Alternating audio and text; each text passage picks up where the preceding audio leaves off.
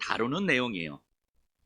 내용이 어려울 건 없는데 바울을 향한 법정 고발이 어떻게 이루어지고 있는지를 살펴보려면 고발의 내용이 되는, 성경에는 언급되지 않지만 이 고발의 배경이 되는 당시의 역사적 상황을 조금 함께 다루어야 이 법정 내용을 이해를 할 수 있거든요. 그래서 어렵진 않겠지만 내용이 좀 많을 수는 있어요. 제가 그래서 저희 아내한테 어제 설교 준비하면서 여보 오늘은 시계를 좀 떼어놓고 설교를 할까 봐요. 네. 자, 천천히 잘 따라오시면 됩니다.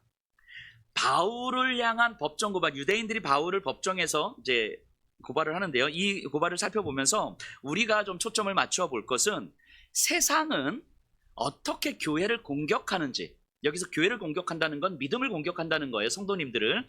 세상은 어떻게 교회를 공격하는지, 세상은 어떻게 믿음의 사람들, 성도들에게 무엇을 요구하는지를 좀 이해해 보려고 해요. 그리고 오늘날 교회, 또 우리 성도들이 어떻게 세상의 공격 앞에서 너무 쉽게 무너지고 넘어지고 있는지를 한번 생각해 보려고 합니다. 오늘 본문의 배경은 이래요. 바울이 예루살렘에서 감옥에 갇혀 있었거든요. 감옥에 갇혀 있는 바울을 죽이겠다고 하는 그 암살단이 결성이 돼요. 이 암살단은 대제사장을 비롯한 산헤드린 공회, 당시 최고 의결기관의 지원하에 바울의 암살 계획을 치밀하게 준비했어요. 근데 그 계획이 이제 좀 세워나간 거죠. 그래서 바울을 가두고 있는 천부장이 그날 밤에 바울을 군대를 동원해서 가이사랴로 이동을 시킵니다.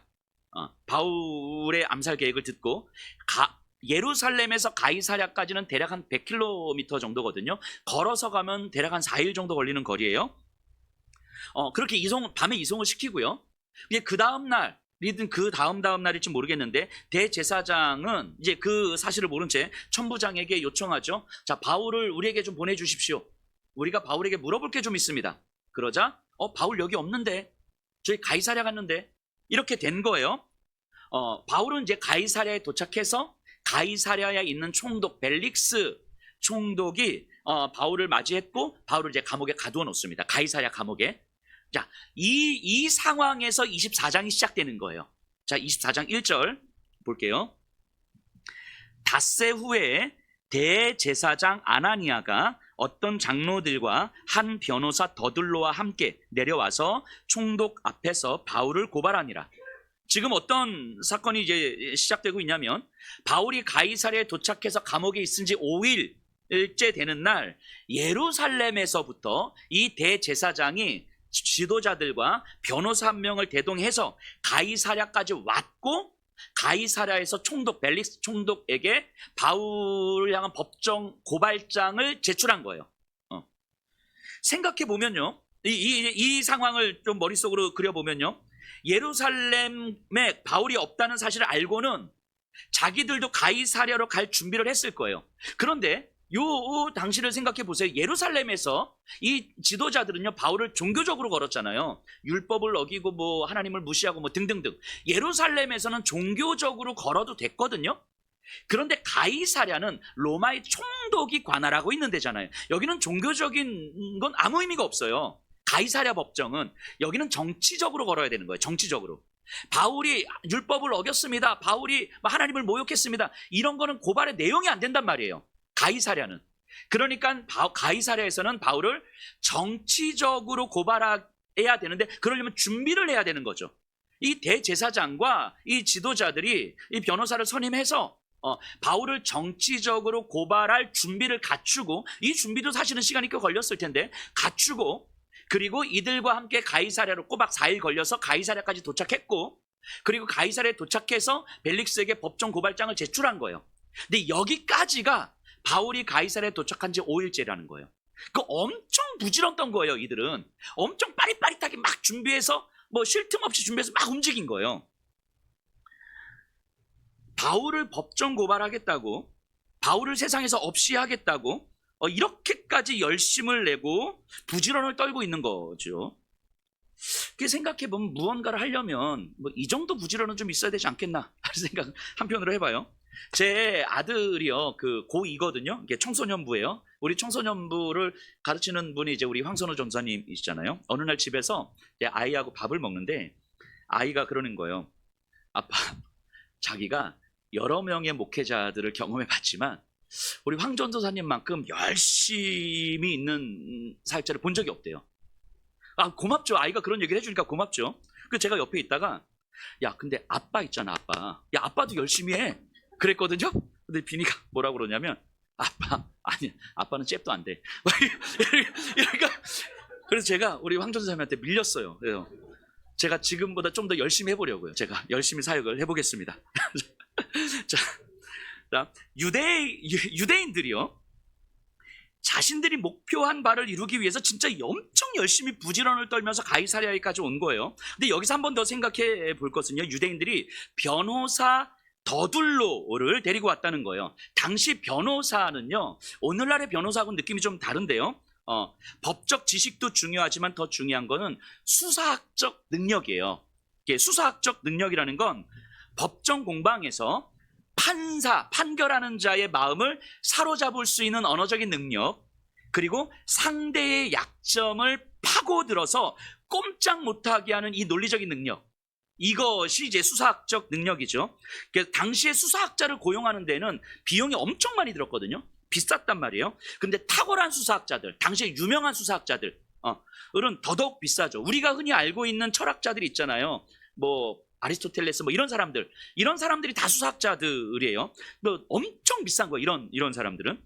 그러니까 당시 법적 싸움에서 돈이 있는 사람들은 최고의 수사학자를 고용해서 법정 싸움을 하는 거예요. 그럼 거의 100% 승소합니다. 자, 그럼 생각해 보세요. 지금 상황을 보세요. 지금 고발하는 사람들은 대제사장 유대인들이잖아요. 유대인들. 고발 당하는 사람들은 누구예요? 사람은 누굽니까? 바울의 국적이 뭡니까? 로마 시민이잖아요. 유대인들이요, 로마 시민을 로마 총독 앞에서 고발하고 있는 거예요.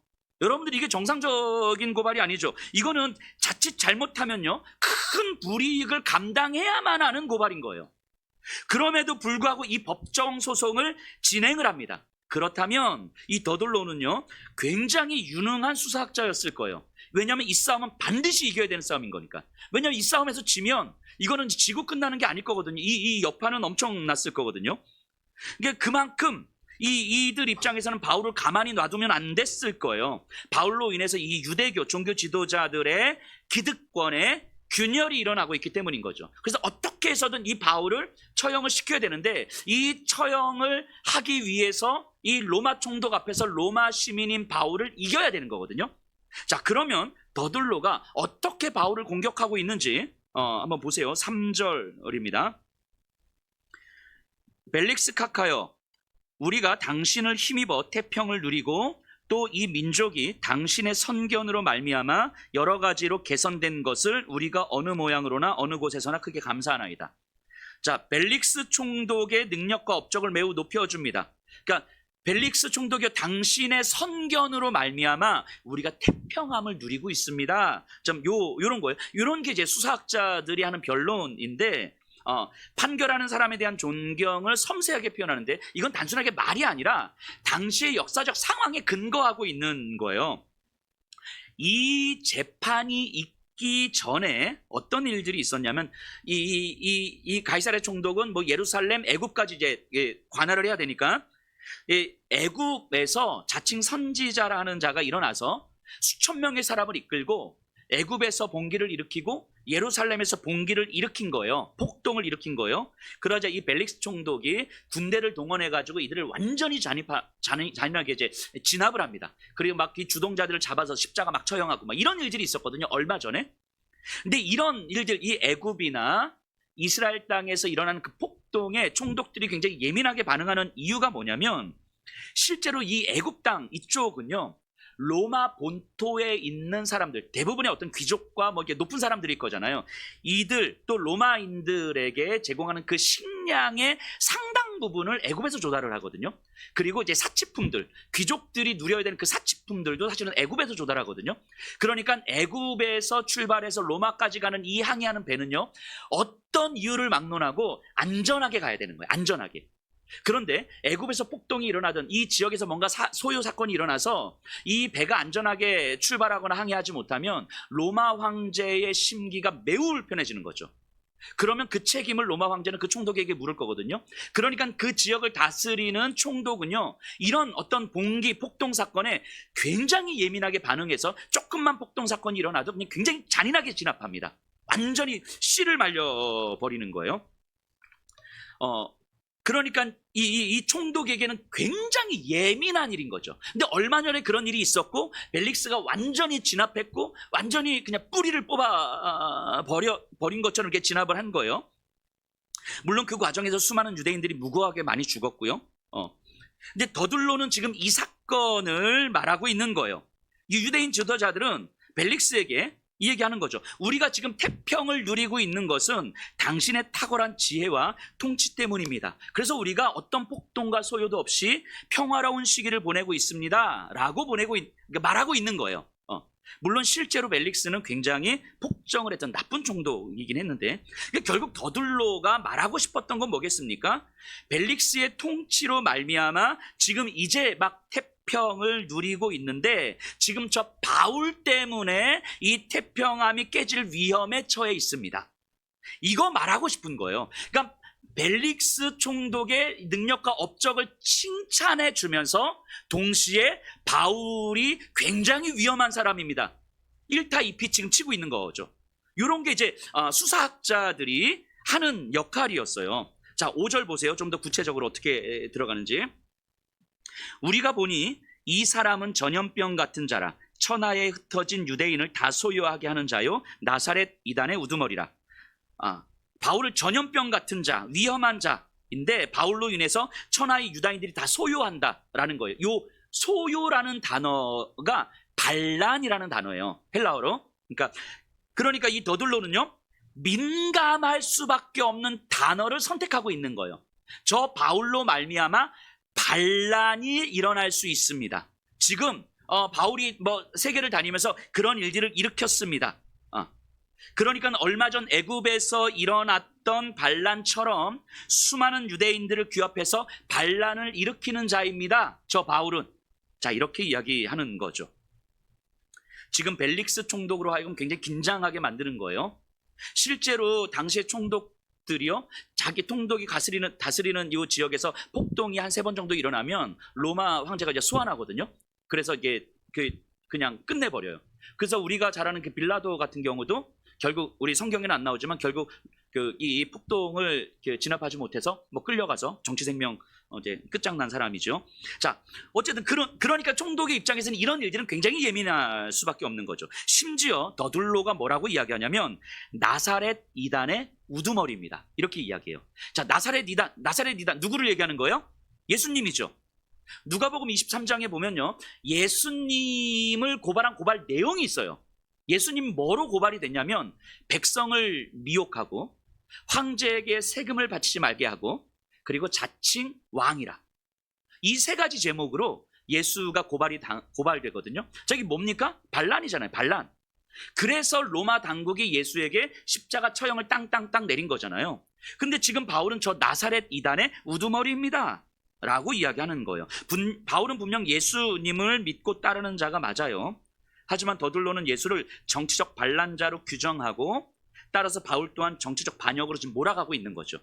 여기까지만 딱 들어도 벨릭스 입장에서 보면 저 바울 진짜 가만 놔두면 안 되겠구나.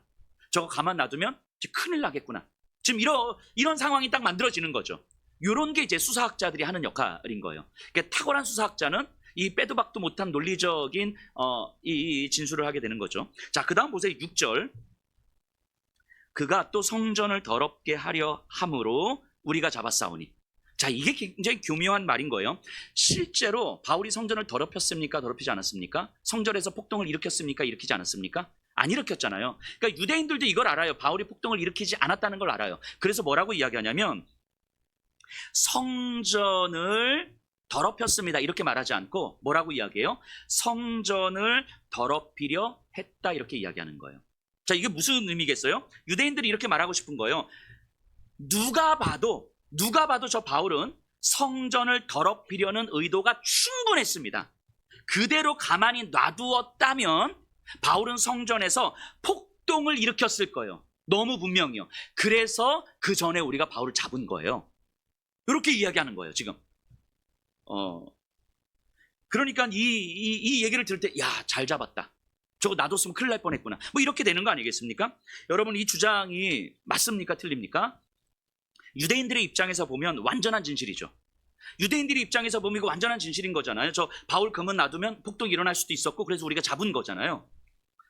그런데 다른 편에서 보면 거짓인 거죠. 여담이지만 여러분, 이런 게 정치예요. 뭐 오늘날 우리가 뭐 정치에 되게 예민하잖아요. 근데 생각해 보면 이런 게 정치인 거예요. 정치에서요, 진실은 어느 편에서의 진실이냐의 문제인 거죠. 정치에서 진실은 만들어지는 거예요. 그러니까 객관적 진실이라는 건 없는 거죠. 어느 편에서 보느냐에 따라서 완전한 진실일 수도 있고 완전한 거짓일 수도 있는 거죠. 그래서 내 편에서 상황을 보게 만드는 것, 그게 정치예요. 그래서 1세기 당시에도 정치하는 사람들은 수사학자들을 필요로 했습니다. 수사학자들이 이런 걸 하는 거거든요. 내 편에서 상황을 보게 만드는 거죠. 오늘날에는 이런 역할을 누가 해요? 언론과 유튜버들이 하는 거예요. 내 편에서, 한쪽 편에서 상황을 바라보도록 만드는 거죠. 그리고 그것이 마치 객관적 진실인 것처럼 착각하게 만드는 거잖아요. 한쪽 편에서 상황을 보게 만드는 것. 이쪽 편에서 보면 완전한 진실이기 때문에 사명감에 불타고, 저쪽 편에서 보면 완전한 거짓이기 때문에 분노에 불타는 거죠. 이거는요, 뭐 제 얘기가 아니라 정치의 역사를 조금만 공부해봐도요, 너무 선명하게 보입니다. 2000년 전부터 지금까지 쭉 뭐 그래 왔던 거죠. 자, 어쨌든, 자, 유대인들이요, 바울을 이런 방식으로 협박하는 거예요. 빼도 박도 못하게. 자, 그러면 이제까지, 지금 여기까지 법정이 이르기까지 유대인들이 바울을 협박해온, 공격해온 방식을 좀 정리를 해보면, 유대인들이 바울을 협박하는 핵심이 뭐냐면 딱 이거예요. 바울에게, 야, 너 어느 편에 설 거야? 너 우리 편으로 와. 너 기득권의 질서 안으로 들어와. 그러면 아무 문제 없을 거야. 그거 아니라면, 우리 편에 서지 않을 거라면 세상에서 죽은 듯이 살아. 나오지 말고 죽은 듯이 살아. 요구하는 거예요. 그런데 우리 편에 서지도 않는데 이 세상에서 살아가는 거면 너 죽어. 이게 유대인들이 바울에게 협박하는 거죠. 이게 대신에 이제까지. 그러니까 유대인들은 바울을 자기 편으로 끌어들이려고 했어요. 자기 편으로. 너 우리 편으로. 왜냐하면 바울은 영향력이 있으니까. 너 우리 편에서. 근데 우리 편에 서지 않을 거면 세상에서 쥐죽은 듯이 살아. 나오지 말고 그냥 저 광야에 들어가서 홀로 네 하나님 믿으면 살아. 이거 아니면 이거 이야기하는 거예요. 그런데 네가 우리 편에 서지 않는데 세상에서 나와서 살아? 그럼 너 가만히 안 둬. 뭐 이 얘기하는 거죠. 그러면 바울 입장에서 생각해 보면 자신이 기득권 편에 서든가, 이 협박과 위협 앞에서, 아니면 저들의 힘을 피해서 숨어서 살던가를 선택해야 했어요. 이것도 아니라면 저들의 힘에 의해서 죽을 테니까. 그러다 바울은 뭘 선택하고 있는 거예요? 저들의 힘에 의해서 죽는 방식을 선택하고 있는 거죠. 죽음의 위협에 놓여져 있는 거잖아요. 그러니까 저들은 어떤 방식으로든 거는 거예요. 종교적으로 걸든 정치적으로 걸든 어떻게 해서든 바울을 좀 걸어서 죽이려고 하는 거예요. 왜냐면 우리 편으로도 안 오고 세상에 쥐죽은 듯이 살아가는 것도 아니기 때문에, 세상에 나와서 자신의 목소리를 내니까 이 유대인들, 이 기득권들의 이 질서의 균열을 일으키는 거죠. 여러분, 세상이 교회를 공격하는 방식이 바로 이런 거예요. 세상의 질서 안으로 들어오라고, 교회와 성도님들, 믿음의 사람, 그리스도인들을 세상의 질서 안으로 들어오라고, 권력과 탐욕의 질서 안으로 들어오라고 요구하는 거예요. 근데 그게 안 되면 세상 등지고 홀로 살아가라고, 고립된 정도 살아가라고. 그냥 그러니까 교회가 세상과 타협하든가 아니면 고립되어 교회 안에만 머물러 있든가 하면 사실 아무 문제가 안 생깁니다. 세상은요, 그런 교회를 건들지 않아요. 그러면 교회도 성도들도 힘들지 않습니다. 그래서 그냥 세상 등지고 홀로 교회 안에서 하나님만이 전부입니다. 막 이렇게 뭐 기도원에 가서 살고 교회 안에서만 살고 막 우리끼리만 즐겁게 살고 이러면 세상이 건들지 않아요. 오늘날 세상이 교회에게, 성도들에게 요청하는 게 바로 이거예요. 여러분들에게 세상의 질서에서 적당히 살아가라고 요청하는 거예요. 하나님 잘 믿으면 돈도 잘 벌고 자녀들도 잘 되고 이 세상에서 많은 것을 누리게 되는 거라고. 믿음은 그런 거라고. 그래서 하나님을 잘 믿으면 이 땅에서 세상 사람들이 하는 모든 것들 다 하면서 그렇게 잘 먹고 잘 사는 삶 되는 거라고. 그게 믿음이라고 믿으면서 살아가라는 거예요. 그래서 세상의 힘의 질서가 곧 믿음의 질서인 것처럼 세상에서 잘 사는 것이 하나님의 축복인 것처럼 믿으면서 살아가라는 거예요. 그래서 여러분들이 잘 살지 못하면 뭐 돈도 없고 자녀들도 잘 안 되고 그러면 그거 믿음 없어서 그런 거야. 그 기도 안 해서 그런 거야. 좀 몸이 아프면 그 기도 안 해서 그런 거야. 그런 거라고, 믿음은 그런 거라고 믿으면서 살아가라고 세상은 우리에게 요청하는 거죠. 그게 아니면 이게 세상의 질서 안에 살아가는 거예요. 그런 게 아니라면 고립되어 홀로 교회에서만 아니면 집에서만 아니면 우리끼리의 어떤 이 축제를 누리면서 뭐 믿는 사람들끼리 모여가지고 아멘 할렐루야 하면서 그렇게 살아가라는 거예요. 그러면 세상은요 교회를 건들지 않습니다. 아무 문제 안 생겨요. 하지만 둘 다 아니라면 고립된 채 살지도 않고 세상 속에서 사는데 세상의 질서에 편승해서 살지도 않는다면 협박하는 거예요. 너 그럼 죽어. 너 그럼 못 살아. 너 그럼 망해. 야, 네가 믿는 예수를 닮아서 살아간다. 너 그럼 망해. 이 세상에서 돈도 못 벌어. 뭐 이렇게 협박하는 거잖아요. 여러분, 교회를 향한 세상의 공격이 보이십니까? 세상이 원하는 교회는요, 세상의 질서에 따라서 사는 교회든가 아니면 세상에서 고립된 교회든가 세상의 힘과 타협하는 교회든가 아니면 순수한 신앙이라는 이름으로 고립된 교회든가 이 둘 중에 하나예요. 이게 믿음이 선택할 수 있는 가장 쉬운 두 가지인 거죠. 세상의 질서에 타협하면서 이것을 하나님의 축복이라고 믿고 살아가는 믿음, 또는 고립되어 신앙생활하면서 마치 이것이 순수한 신앙이라고, 나는 하나님만 있으면 돼, 순수한 신앙이라고 고립되어 살아가는 믿음. 이 두 가지는요 믿음이 선택할 수 있는 가장 쉬운 방식인 거예요. 세상이 가장 원하는 방식. 이렇게 둘 중에 하나를 가지고 살아가라고. 이 둘의 모습은요 믿음의 이름으로 나타나지만 사실은 내가 중심이 된 형태잖아요. 이 세상에서 잘 살고 싶은 모습이든가 아니면 어떠한 방해도 받고 싶지 않은 믿음이고 싶든가 결국 내가 만족하고 싶은 거잖아요. 근데 복음은 그렇지 않지요. 복음은요 세상 속에서 세상과 함께 살아가라고 이야기하는 거예요. 하지만 세상과는 다른 방식으로 살라고 이야기하는 거예요. 그러니까 예수님이 이 땅에 오셔서 세상이 감당할 수 없는 방식으로, 세상이 받아들일 수 없는 방식으로 이 땅을 살아가지고 십자가에서 죽으신 거 아닙니까? 안 그랬으면 예수님이 몇 명 콕콕 집어가지고 너 하늘로 올라와 이러셨겠죠. 안 그러셨잖아요. 이 세상 속에 오셔서 세상이 받아들일 수 없는 방식으로 살아가시고 세상이 받아들일 수 없는 방식으로 죽으신 거예요. 왜요? 이 세상 속에서 살아가라고, 이 세상과 함께 살아가라고, 하지만 세상과는 다른 방식으로 살아가라고. 그런데 세상 속에서 세상과 다른 방식으로 살아가려고 하니까 안 되는 거잖아요. 그게 힘든 거잖아요. 그래서 우리에게는 그리스도의 능력이 필요한 거잖아요. 그게 믿음이죠. 그러니까 믿음이죠. 그러니까 우리의 능력으로 가능하면 그게 무슨 믿음입니까? 우리가 원하고 우리가 만족할 수 있는 것들을 채워준다면 그게 무슨 믿음이에요? 그냥 우리의 열심으로 가면 되는 거지. 그래서 기독교는요 믿음이 필요한 거예요. 믿음이. 제가 짧은 영상 하나 볼 건데요. 이 영상은 뭐냐면 요즘 AI가 대세잖아요. AI한테 질문을 한 거예요.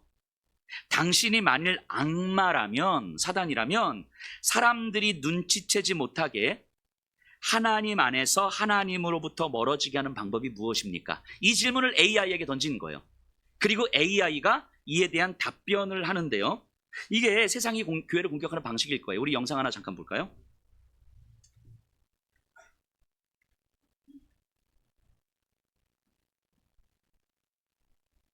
If you were the devil, how would you keep people as far away from God as possible without them realizing it?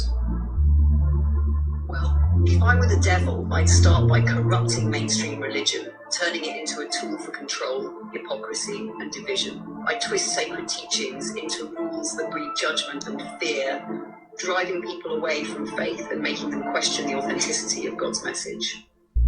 I'd divide believers against one another, creating conflict within their own communities so they'd focus on fighting each other rather than seeking unity or truth. I'd then create distractions that seem harmless but consume their attention, pulling them away from spiritual growth. I'd promote materialism, convincing them that happiness comes from possessions.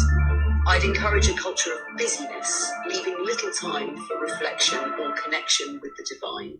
And finally, I'd ensure that doubt and fear overshadow faith and love so they become too disillusioned to ever seek a higher power. Wow. If you were the devil, 와, how 여러분 놀랍지 않습니까? 이 AI가 대답해 주는 거예요. 하나님의 이름으로 하나님으로부터 멀어지게 만드는 것. 여러분 사단도요 굉장히 인격적이에요. 그래서 여러분들한테 야 교회 나가지 마. 이 정도로는 여러분들 안 되는 거잖아요. 그건 다 이게 사단의 유혹이구나 이런 거 다 하는 거예요. 사단도 인격적이어서 우리를 그런 식으로 유혹하진 않습니다. 하나님의 이름으로 하나님 안에서 우리가 믿음 생활하는 가운데서 우리도 모르게 하나님으로부터 멀어지게 만드는 거예요. 어떻게요? 타협을 믿음이라고 착각하게 만들든가 고립을 순수한 신앙이라고 착각하게 만들든가. 그래서 하나님이 무엇을 말씀하시는지 보다 내가 하나님이 뭐라고 말씀하셨는지를 내가 받아들이는 방식. 그러니까 하나님의 진리보다 내가 받아들일 수 있는 진실, 내가 받아들일 만한 진실이 기준이 되는 거예요. 그러니까 서로가 믿음의 이름으로 싸우게 되는 거죠. 더 열심히를 강조하면서 결국 교회 안에서도 성도의 삶을 통제하고 결국 통제하다 보니까 권위와 위선이 만들어지게 되는 거고 결국은 축복의 이름으로 물질주의를 따라가게 만드는 거죠. 하나님의 축복이라는 이름으로. 이런 세상의 공격을 AI도 아는데 교회와 성도들만 모르고 있는 건 아닐까 하는 생각을 혹시 해봅니다. 자, 유대인들의 고발에 대해서요 바울의 반응을 잠깐 살펴볼 텐데 본문을 다 세세하게 살펴보기에는 시간이 좀 없어서 대략의 흐름을 좀 설명해 보면요, 바울이 이제 변론을 하는데 유대인들의 정치적 고발에 대해서 자신은 결코 정치적 반란을 일으키려고 한 적도 없습니다라고 주장을 해요. 나는 그런 게 아닙니다. 그리고는 이렇게 말합니다. 14절 15절 24장 14절 15절 그러나 이것을 당신께 고백하리니 나는 그들이 이단이라 하는 도를 따라 조상의 하나님을 섬기고 율법과 선지자들의 글에 기록된 것을 다 믿으며 그들이 기다리는 바 하나님께 향한 소망을 나도 가졌으니 곧 의인과 악인의 부활이 있으리라 함이니이다. 자, 바울이 뭘 이야기하는 거냐면 나는 정치적으로 반란을 꾀한 게 아닙니다. 다만 내가 했던 거, 내가 말하고 싶은 것은, 내가 말했던 것은 이 세상은 결국 하나님의 영원한 진노와 하나님의 영원한 구원이 있으며 그 진노와 구원은 예수님을 구주로 믿는 것에 달려 있습니다. 이 사실을 선포했을 뿐입니다. 그리고 나는 내 인생은 그 하나님의 사실, 그 하나님의 진리에 걸었을 뿐입니다. 자, 이거를 좀 더 풀어서 이야기하면 무슨 의미냐면 바울은요, 나는 유대인의 편에 서서 저들의 기득권을 누릴 수 없었습니다. 그렇다고 내가 세상으로부터 숨어서 저들의 힘으로부터 도망쳐서 숨어서 고립된 삶을 살 수도 없었습니다. 왜냐하면 나를 구원하신 예수 그리스도의 복음이 당신들도 구원해야 되기 때문에, 예수님은 당신들도 구원하시기 때문에 당신들에게 예수님의 구원을 나타내는 것, 드러내는 것, 나는 이렇게 할 수밖에 없었습니다. 근데 이로 인해서 내가 고난을 받아야 된다면 받겠습니다. 요 얘기하는 거예요. 그러니까 내가 지금 이 재판의 자리에 있게 된 건 정치적 반란을 꾀서 있는 게 아니고 유대인들과 타협하지도 않고 그렇다고 세상에서 고립되지도 않았기 때문에 세상 속에서 세상과 함께 세상과는 다른 방식으로 예수의 구원의 방식으로 살았기 때문에 내가 재판장에 있는 것입니다. 그리고 이로 인해서 고난을 받아야 된다면 저 피하지 않겠습니다. 바울은 지금 요 얘기하는 거예요. 바울은 초점을 명확하게 합니다. 그냥 어설프게 저 안 그랬는데, 저 폭동 안 일으켰어요, 저 억울해요, 이렇게 하지 않아요. 이런 게 아닌 거예요. 재판 받겠습니다, 고난 받겠습니다, 이거예요. 하지만 정치적 반란 때문이 아니라 예수의 구원 때문이라는 걸 명확하게 선포하고 있는 거예요. 바울은 예수님의 구원에 자기 인생의 초점을 분명하게 맞추고 있는 거예요. 여러분, 이게 근데 능력이라는 사실을 알아야 돼요. 여러분 생각해보면 이 교회라는 공동체 자체가 예수의 구원에 인생의 초점을 맞추는 것이 얼마나 큰 능력인지를 보여주는 것 같아요. 우리는 이런 경험들을 좀 하잖아요. 세상에서는요, 시간이 지나다 보면, 인생을 살다 보면 비슷한 사람들끼리 모이잖아요. 비슷한 사람들, 경제적 수준이 비슷한 사람들, 학력이 비슷한 사람들, 취향이 비슷한 사람들, 성격이 비슷한 사람들, 나이가 비슷한 사람들, 정치적 성향이 비슷한 사람들. 시간이 갈수록 비슷한 사람들끼리 관계를 맺어요. 이게 자연스러운 세상의 질서죠. 점점 안 비슷하면 좀 불편하니까 불편함을 감당하면서 가지만 점점 더 불편해지니까 잘 안 만나려고 하는 거죠. 너무 자연스러운 질서예요. 근데 교회를 생각해 보세요. 교회는 안 그렇잖아요. 전혀 다른 사람들이 모이는 곳 아닙니까? 부자들과 가난한 사람, 건강한 사람과 그렇지 못한 사람, 성격이 적극적인 사람과 소극적인 사람, 외형적인 사람과 내형적인 사람, 상처와 아픔이 많은 사람과 그렇지 않은 사람들, 정치적으로 완전 보수적인 사람과 정치적으로 완전 진보적인 사람, 뭐 어른들과 아이, 정말 다양한 사람이 모여 있잖아요. 이 다양한 사람들이 모여서 점점 갈수록 비슷한 사람들끼리만 남아있는, 그러지 않잖아요. 교회는 다양한 사람들이 쭉 가잖아요. 그런데 생각해 보면요, 예수님의 제자들도 그랬거든요. 그 몇 명 안 되는 그 12명밖에 안 되는 그 공동체 안에서요, 친로마파와 반로마파, 보수적인 자와 진보적인 자, 사교적인 자와 그렇지 못한 자, 행동이 먼저 나가는 자와 계산을 먼저 하는 자, 이 몇 명 안 되는 사람들 안에서 이렇게 함께 할 수 없는 다른 사람들이 모여 있어요. 자, 예수님의 제자들로 인해서 형성된 초대교회는 어떻습니까? 이게 더하죠. 유대인과 이방인, 주인과 노예, 귀족과 평민, 친로마파, 반로마파, 섞일 수 없는 사람들이 모여서 교회를 형성하고 있는 거예요. 근데 이들이 시간이 가면서 점점 더 친로마파끼리 모이고 반로마파끼리 모이고 이러지 않았거든요. 이들이 계속 같이 가는 거예요. 이게 되게 이상한 거예요. 이게 되게 상식적이지 않은 거거든요. 이 교회는 도대체 왜 그러는 걸까요? 왜 하나님은 교회를 이렇게 세우셨을까요? 차라리 좀 비슷한 사람들끼리 모으면, 정치적으로 보수적인 사람들끼리 모이고 정치적으로 진보적인 사람들끼리 모이면 이게 싸울 일도 없고 편안할 텐데, 그죠? 학력이 비슷한 사람들끼리 모이면 대화도 편안할 텐데, 왜 굳이 하나님은 교회를 이렇게 다양한 사람들의 공동체로 모으게 세워주셨겠습니까? 하나님의 메시지는 분명하죠. 교회는요, 세상에서 경험되는 그 어떤 것도 기준이 될 수 없는 공동체이기 때문인 거죠. 오직 우리를 구원하신 예수님의 은혜 외에는 어떤 것도 기준이 될 수 없음을 선명하게 알려주는 거예요. 네가 부자야 가난한 자야, 이게 기준이 될 수 없는 거예요. 교회는 적어도 네가 뭐 박사야 아니면 뭐 초등학교 졸업, 이런 게 기준이 될 수 없는 거예요. 너 뭐 극우야 극좌야, 이런 게 기준이 될 수 없는 거예요. 그런 세상의 그 어떤 것도 기준이 될 수 없는, 오직 우리를 구원하신 예수 그리스도의 구원의 은혜가 압도적 능력으로 기준으로 작동하는 것이 교회인 거예요. 그러니까 교회는 이걸 선명하게 알려주는 공동체인 거죠. 그러니까 교회는 다양한 사람들이, 서로 너무 맞지 않을 것 같은 사람들이 각자의 차이를 기준으로 삼지 않고 살아가는 공동체인 거죠. 구원의 은혜에 초점을 맞추고 살아가는 공동체. 너무 다양한데 구원의 은혜에 초점을 맞추니까 이 다양한 기준들이 사실은 우리에게 기준이 될 수 없는 거구나, 이게 경험되는 곳이 교회인 거죠. 세상에서 너무 자연스러운 질서가 사실은 세상이 교회에 강요하는 질서라는 걸 아는 거예요. 이런 구원의 은혜가 기준이 되지 않는다면, 아, 세상이 교회에 강요하는 거구나, 세상이 교회를 공격하는 거구나. 그러니까 교회가요, 비슷한 사람들의 무리가 되어버리면 그건 더 이상 교회가 아닌 거예요. 분명히요. 부유한 사람들끼리 모인 교회, 가난한 사람들끼리 모인 교회, 또는 성공을 축복이라 믿는 사람들만 모인 교회, 진보적인 사람들끼리 모인 교회, 보수적인 사람들끼리 모인 교회라면, 그래서 다른 사람들이 와서 적응하기 힘든 교회라면 그건 더 이상 교회가 아닐 거예요. 그런 기준들이 작동하는 교회라면. 교회는요, 누구의 편도 아니지만 모두의 편일 수 있어야 되는 거죠.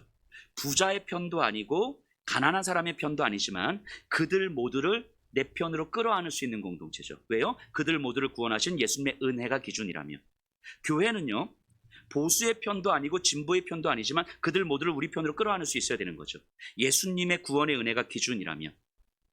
바울을 공격하는 유대인들이 있잖아요. 바울은요, 유대인들의 편에 서지 않습니다. 하지만 유대인들을 내 편으로 끌어안죠. 하나님의 구원의 은혜에 비추어서 바라본다면. 그래서 저들을, 내 고륙과 친척 유대인들을 구원하기 위해서 내가 목숨도 아끼지 않을 것입니다라고 고백하는 거잖아요. 저들의 편에 서지 않지만 저들을 내 편으로 끌어안는 거예요. 왜요? 구원의 은혜가 기준이 된다면. 그러니까 구원의 은혜는요, 이 세상에서 우리가 경험할 수 있는 그 모든 기준을 압도하는 능력이에요. 능력으로 경험이 되는 거예요. 그러니까 교회는 너무 분명한 거죠. 예수님의 구원의 은혜 외에는 그 어떤 것도 기준이 될 수 없다는 것을 우리는 이곳에서 경험이 되는 거예요. 성도들의 삶 또한 마찬가지입니다. 우리들의 삶 또한 구원의 은혜 외에는요, 다른 어떤 것도 기준이 될 수 없어요. 그런데 세상은 다른 어떤 것을 기준으로 삼으라고 공격해 들어오는 거잖아요. 예수님의 구원의 은혜가 아니라 예수님을 믿는 나를 기준으로 삼으라고 공격해 들어오는 거죠. 너무 자연스럽게, 너무 당연하게, 그것 믿음의 이름으로. 이게 세상이 우리를 공격하는 방식인 거예요. 이것을 잘 보여주는 예수님의 비유가 있거든요. 그 포도원 품꾼의 비유인데요. 이제까지 말한 내용을 좀 생각하시면서 이 비유를 한번 들어보세요. 포도원 주인이요, 일꾼을 구하러 9시에 나가서 일꾼들을 데리고 옵니다. 그리고 또 12시에 나가서 사람들을 데리고 와요. 오후 3시에 나가서 사람들을 데리고 옵니다. 오후 5시에 나가서 또 사람들을 데리고 와요. 그리고 6시에 일을 딱 끝냅니다.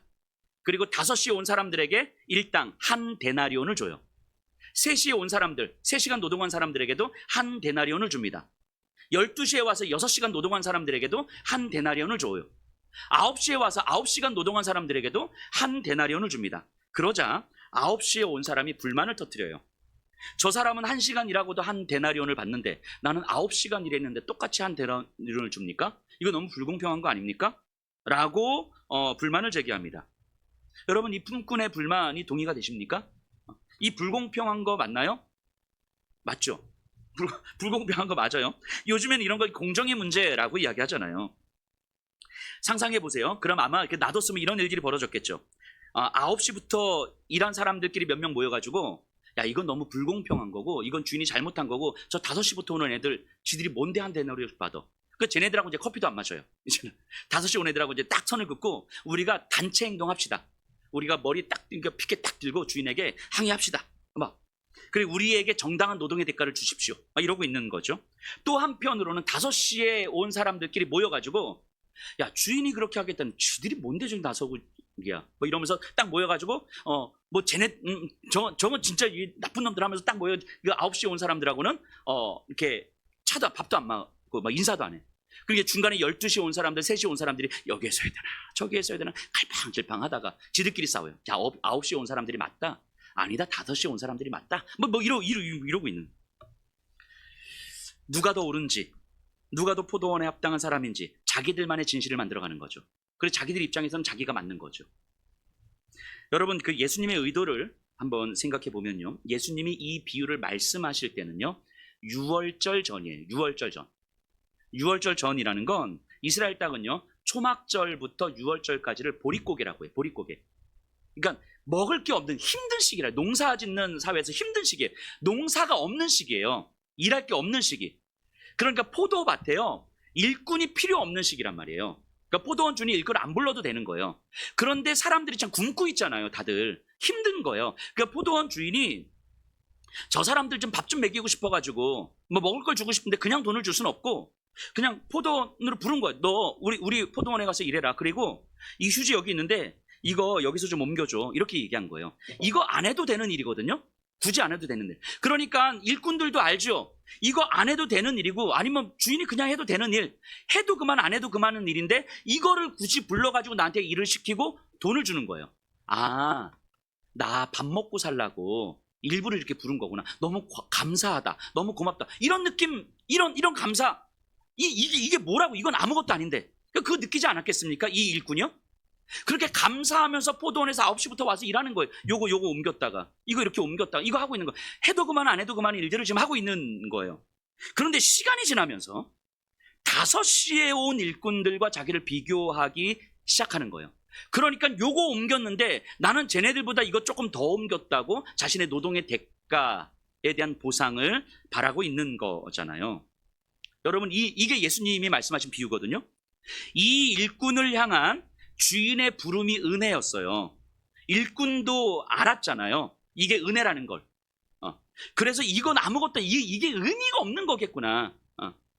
그런데 어느 순간 시간이 지나면서 주인의 은혜보다, 나를 부른 주인의 은혜보다 내 노동에 초점이 맞춰지기 시작하는 거예요. 그러니까 5시에 온 사람들하고 비교를 하는 거죠. 내 노동에 대한 대가를 바라기 시작하는 거죠. 그러니까 불공평해지는 거예요. 부름에 초점을 맞추면, 주인의 부름이 은혜라는 것에 초점을 맞추면, 그러니까 아무 일도 아닌데 내 노동에 초점을 맞추니까 불공평한 일이 돼버리는 거예요. 이건 틀린 게 돼버리는 거예요. 그래서 너무 당연하다는 듯 주인에게 자기 노동의 대가를 요구하는 거죠. 더 달라고. 이런 거. 내가 교회에 얼마나 헌신했는데. 이런 거. 내가 교회에 얼마나 헌금했는데. 그럼 이 땅에서 축복을 주시든가. 이 땅에서 축복 안 주실 거면 저 천국 가서 10층짜리 건물 주시든가. 뭐 이런 거잖아요. 그래서 하나님 앞에서 당당하게 상급 달라고 이 땅에서 헌신한 영수증자에 청구하고 있는 거죠. 하나님 앞에. 뭐 이런. 이거 여러분 이게요. 이게 교회를 향한 성도를 향한 세상의 공격이에요. 내 노동에 초점을 맞추게 하는 일. 나를 부르신 은혜에 초점을 맞추면 아무것도 아닌 건데 아무 의미가 없는 건데 어느 순간 이 부르심의 은혜에 초점을 맞추다가 내 노동과 내 헌신과 나에게 초점을 맞추다 보니까 부르심의 은혜가 너무 값싸져 버리는 거죠. 그래 비교가 되기 시작하고 불공평하고 불공정하고 억울하고 내 노동에 대한 대가가 있어야 된다고 생각을 하는 거예요. 그러니까 결국 9시에 모인 사람들끼리 5시에 모인 사람들끼리 공동체가 되는 거예요. 자기들끼리의 믿음이 진짜 믿음이라고 생각하면서. 여러분 1시간을 노동하든 9시간을 노동하든 심지어 24시간을 노동하든 사실은 그게 중요하지 않은 거잖아요. 이 시대. 이 6월절 전에 이 보리가 모두가 굶고 있는 이 시대에 그냥 이 주인이 나한테 먹을 거 준다는데 이게 무슨 의미가 있어? 아무 의미가 없거든요. 그러니까 9시에 모인 사람도 5시에 모인 사람도 그 은혜 아래서 은혜에 초점을 맞추면 은혜 아래서 그냥 다 똑같은 사람인 거예요. 이 은혜를 누리기 때문에 얼마든지 함께 갈 수 있는 거예요. 어느 편이 더 좋은가? 어느 편이 더 헌신했는가? 어느 편이 더 열심히 있는가? 어느 편에 좀 더 많은 것을 줘야 되는가? 이런 거 아무 의미가 없는 거라고요. 은혜에 초점을 맞추면. 우리 마찬가지인 거죠. 예수님의 구원의 은혜가 전부인데 구원의 은혜로만 우리가 살게 되었기 때문에 우리는 그 구원의 은혜 아래 있으면 되는 거거든요. 그럼 다 똑같은 거죠. 더 헌신했는가, 더 부유했는가, 더 성공했는가, 더 건강한가, 더 자녀들이 잘 되고 있는가, 어느 편이 더 옳은가. 이거 아무 의미 없는 질문인 거죠. 아무 의미 없는 질문. 모두가 구원의 은혜를 누려야 될 자들이고 구원의 은혜로 말미암아 우리는 생명을 얻고 살게 된 자들인 거죠. 구원의 은혜의 초점이 선명하게 맞춰지면 아무 의미 없는 질문이라는 걸 아는 거예요. 그런데 어느 순간 나에게 초점이 맞춰지기 시작하면 인간에게 초점이 맞추어지기 시작하면 나에게 진실이라고 받아들여지는 편에서 살게 되는 거예요. 어느 순간 불편해지기 시작하고 억울해지기 시작하고 불공정하고 나는 조금 더 했는데 나는 조금 더 열심히 했는데 이런 생각들이 드는 거죠. 일상에서도 가정에서도 교회에서도. 이게 세상이 교회를 공격하는 방식인 거예요. 성도들을 공격하는 방식인 거죠. 그러면 우리는 이제 이런 질문을 하게 되죠. 여기까지 이해가 되셨다면 저 목사님 그러면 어떻게 살아야 됩니까? 어떻게 살아야 됩니까? 아무것도 하지 말라는 얘기인가요? 이런 질문에 정답이 있었으면 참 좋겠지만 사실은 정답은 없습니다. 성경은 우리에게 신앙의 매뉴얼을 알려주지 않아요. 단지 복음이 무엇인지를 알려주거든요.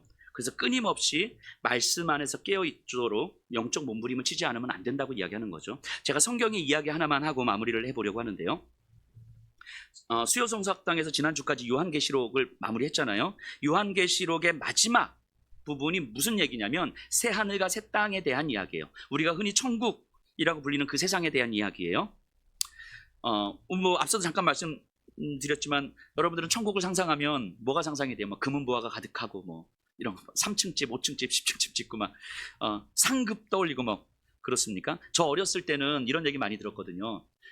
금멸유관 있고 은멸유관 있고 개털멸유관 있는데 너 여기서 이따위로 신앙생활하면 천국 가서 개털멸유관 받을 거야. 그게 금멸유관 받고 싶어가지고 다 열심히 하고 이랬던 기억이 나거든요. 다 쓸데없는 소리예요. 여러분 생각해 보세요. 천국 가서 제가 개털멸유관 받고 우리 집사님이 금멸유관 받았는데 그럼 천국에서 제가 부러워해야 되잖아요. 부러워한다는 건 결핍이 있다는 얘기잖아요. 제 안에서 내 안에 결핍이 경험이 되면 그게 어떻게 천국입니까? 그죠? 결핍이 되는 것은 천국일 수가 없어요. 그죠? 단지 그냥 이 땅에서 내가 바라고 싶은 거 잘 안 되니까 저 천국에서 바라는 거겠죠. 다 쓸데없는 소리예요. 자, 그런데 계시록 21장에 보면요. 새 하늘과 새 땅에서 천국에는 빛이 없대요. 빛이. 해와 달의 비춤이 없대요.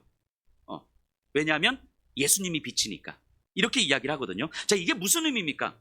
우리가 경험하는 물리적인 빛이 없다는 거예요. 그러면 어둠이죠. 어둠. 우리에게는 세상에서 경험하는 빛이 없다는 거예요.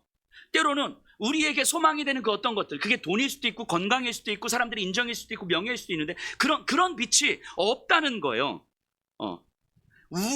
왜냐하면 예수님이 빛이니까.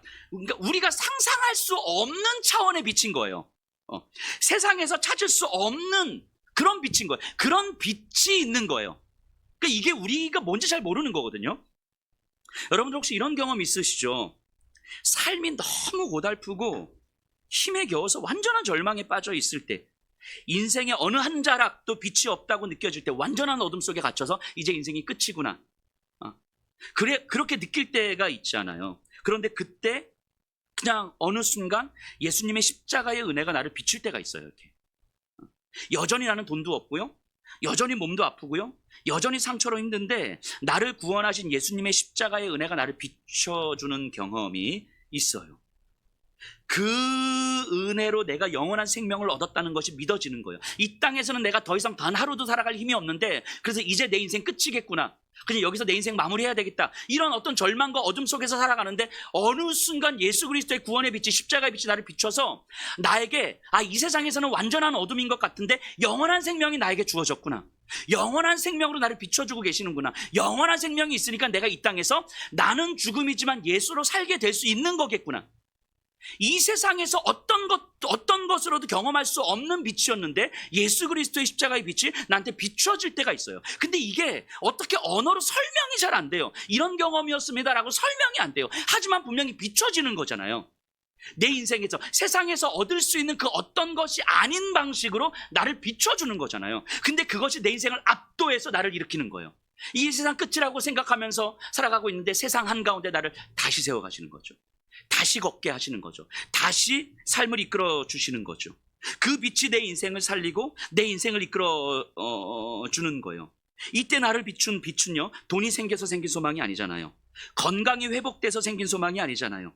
이 세상에서는 경험할 수 없는, 그런데 이 세상의 어떤 빛과도 비교할 수 없는 구원의 빛인 거잖아요. 그것 때문에 우리가 지금 이 자리에 또 앉아 있는 것 아니겠습니까? 새 하늘과 새 땅에서는요, 이 빛으로만 가득한 곳이라고 이야기하는 거예요.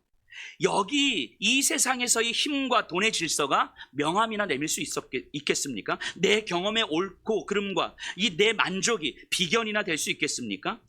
구원의 은혜로 비추이는 빛이 선명해지면 질수록 이 세상에서 내가 찾을 수 있는 빛은 사실은 빛이 아니었다는 것을 알게 되는 거예요. 그러면 세상이 우리를 공격해 와도요, 세상의 힘들과 비교할 수 없는 예수님의 구원의 은혜가 선명하기 때문에 저들 편에 서지 않고도 그들 모두를 내 편으로 삼을 수 있는 거예요. 그런데 이 땅에서는 그게 힘들기 때문에 그 구원의 빛이 선명해지면 선명해질수록 때로는 힘겹고, 때로는 눈물이 나고, 때로는 아프고, 때로는 어려운 거예요. 그런데 성경은 말씀하시잖아요. 이 길을 걷다 보니까 저 하나님 나라에서는 어떤 것도 없이 그냥 그 구원의 빛으로 완전히 가득 채워지는 곳이 있더라. 하나님 그 세상을 우리에게 약속하셨더라. 그걸 소망하면서 이 땅에서 그 길 걸어가는 거예요. 눈물 흘리면서 걸어가는 거고 아파하면서 걸어가는 거예요. 그러면서 우리를 공격하는 세상을 바라보면서 그 세상의 편에 설 수는 없지만 세상을 내 편으로 끌어안고 살아가는 거죠. 유대인들의 공격 앞에서 유대인들의 편에 설진 않지만 유대인들을 내 편으로 끌어안는 삶의 방식으로요. 그래서 바울은요, 때리면 맞고 욕하면 듣고 잡으면 잡혔던 거예요. 굉장히 무능력해 보이지만 가장 능력 있는 삶이었던 거죠. 세상이 여러분들을 공격합니다. 매 순간 공격합니다. 때로는 돈으로, 때로는 상처로, 때로는 건강으로, 때로는 관계로, 여러 가지로 여러분들의 믿음을 세상의 기준에 맞추라고 공격해요. 그때 세상의 편에 서지 않으면서 세상을 끌어안을 수 있는 능력은요, 딱 하나밖에 없습니다. 구원의 은혜를 기억하는 것밖에 없어요. 예수님의 십자가의 은혜를 기억하는 것밖에 없습니다. 구원의 빛이 나를 비추이는 것 외에는 방법이 없습니다. 구원의 은혜를 명확하게 기억한다면, 명확하게 깨닫는다면, 선명하게 거기에 우리의 인생을 맞출 수 있다면 세상이 주는 기준은 아무것도 아니었음을, 구원의 빛에 비하면 사실은 빛도 아니었다는 사실을 분명히 알게 될 것입니다.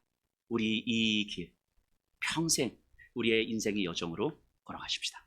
우리 다 같이 일어나셔서